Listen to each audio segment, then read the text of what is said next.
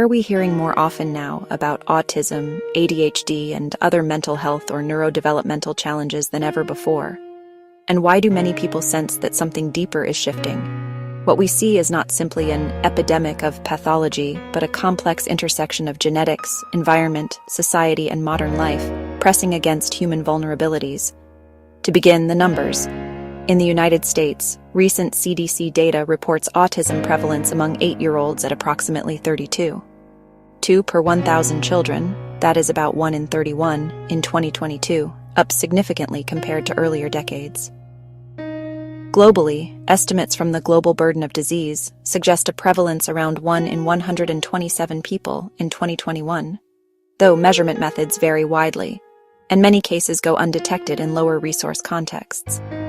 ADHD also shows strong heritability, 60–80%, but research increasingly points to environmental factors modulating its expression.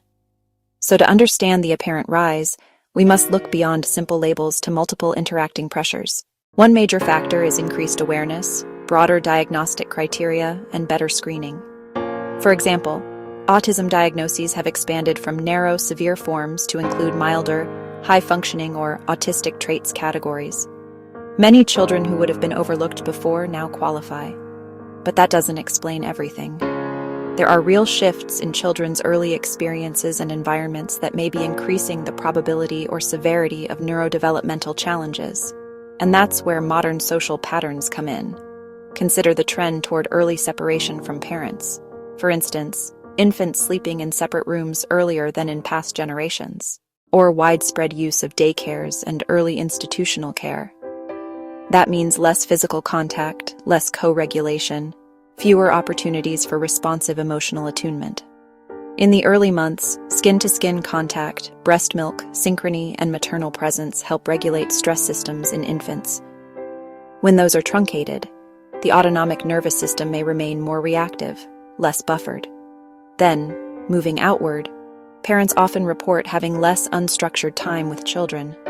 With urbanization and industrialization, many households become nuclear, losing the protective buffer of extended family or village networks. Children aren't playing outside with neighbor kids as much.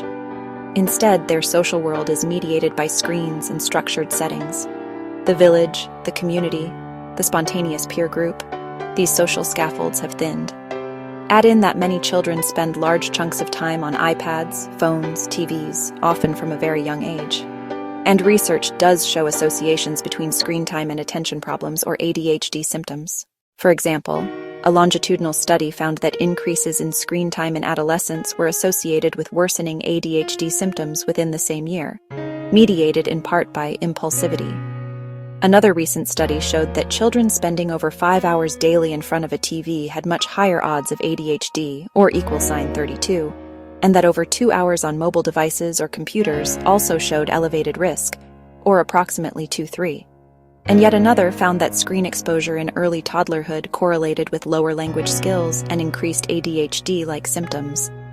All of this suggests that heavy, early, and unmoderated digital exposure may interfere with self-regulation, attention shaping, and neural development.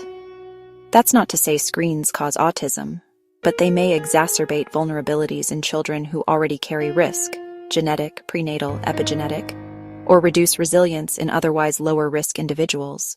Then there's the social stress of modern parenting. Many parents work long hours, are stressed by economic pressures, and feel compelled to multitask even parenting time. The emotional availability and pause needed for children's mental development can get eroded.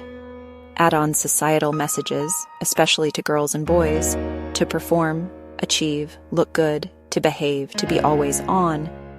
That chronic pressure may push sensitive children closer to threshold for anxiety, sensory overload, or executive functioning difficulties, as in ADHD. In families that lean heavily on order, structure, rules, less free play or exploration, the opportunities for children to self-regulate, to feel agency, to explore sensory boundaries are reduced. Consider a child who is constantly told to sit still, be quiet, or don't fidget, rather than being given movement, play, messy exploration. Over time, that child's innate neurodivergent traits may clash harder with external demands, producing emotional distress or secondary behaviors. Another layer is environmental exposure. Rising industrialization means greater exposure to pollutants, air toxins, heavy metals, endocrine-disrupting chemicals, which some studies have linked, though not conclusively, to neurodevelopmental risk. The CHARGE study, Childhood Autism Risk from Genetics and the Environment, explores gene-environment interactions and has found associations between proximity to freeways, that is, traffic pollution, and autism risk. Genetic predispositions are frequently necessary. The major portion of variance in autism is genetic, but they may express differently depending on environmental stressors. So more children may cross the threshold into diagnosable range, in part due to more environmental load. Anecdotally, I've spoken with parents who had a nostalgic memory growing up in villages or communal settings where children roamed freely, played outdoors, climbed trees, participated in chores. Those children seemed less anxious, more resilient.